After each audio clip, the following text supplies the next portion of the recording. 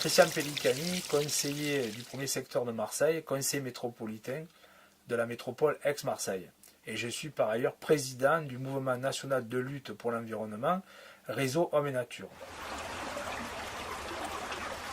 Le Réseau Hommes et Nature a organisé en 2012 à Marseille le Forum Alternative Mondiale de l'eau, forum qui a permis à de nombreuses ONG, élus et militants associatifs de venir s'opposer aux grandes majors de l'eau, notamment les groupes français qui, depuis des décennies, trustent la gestion de l'eau en France, mais aussi dans de nombreux pays.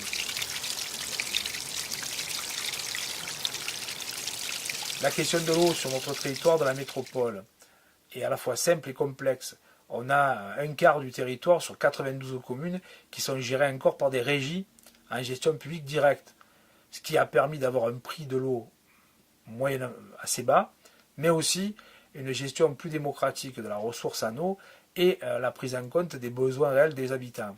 Sur les trois quarts du territoire, on a une délégation de services publics qui est pratiquement partagée entre deux géants de l'eau en France. Et le paradoxe de la situation française, c'est que la gestion de l'eau, elle est publique dans la loi, mais que les élus peuvent la déléguer au privé, pour en gros se dédouaner des problèmes de gestion.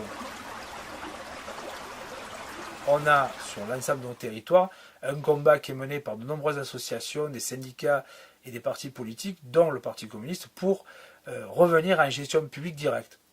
Cette bataille, elle est loin d'être gagnée sur l'ensemble des territoires. Nous en avons au moins pour jusqu'en 2029 sur le territoire d'Aix-Marseille. De fait, la question de l'eau est très importante dans le débat politique qui va être au cœur des enjeux des élections européennes de 2019. Il y a au moins trois sujets. Il y a la question d'une des normes qui doit être discutée entre nous, c'est les normes de potabilité et de gestion des réseaux, pour éviter que les chantres du libéralisme gagnent de nouveaux terrains en essayant de conquérir des espaces territoriaux. La deuxième, c'est les questions liées à l'agriculture et à l'irrigation agricole.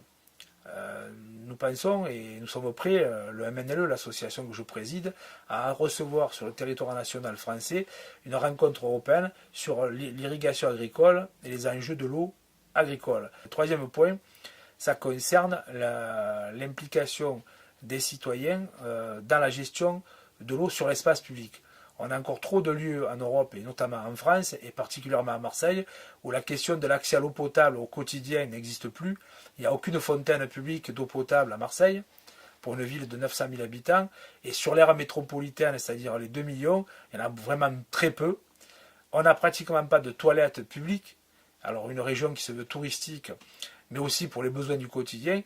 Donc on a péniblement un projet de toilettes publiques, d'une trentaine de toilettes publiques pour toute la ville, ce qui est ridicule, alors que d'autres villes en France et en Europe sont équipées, je dirais, normalement. Dernière proposition, il faut qu'on parle de l'eau aussi dans l'espace public comme un des moyens de contribuer à réduire la hausse de la ville, la hausse de la température en ville. Et dans ce cadre-là, j'ai fait un certain nombre de propositions avec notre association pour que les fontaines publiques, les espaces publics soient rafraîchis afin de contribuer à réduire l'impact du réchauffement climatique en milieu urbain. Alors on a comme ça un certain nombre de sujets. L'Europe peut demain nous aider au niveau national à porter le fer pour justement que uniformément dans toute l'Europe on porte ces questions. Nous serons très actifs pour accueillir, si c'est nécessaire, une rencontre pour l'eau agricole.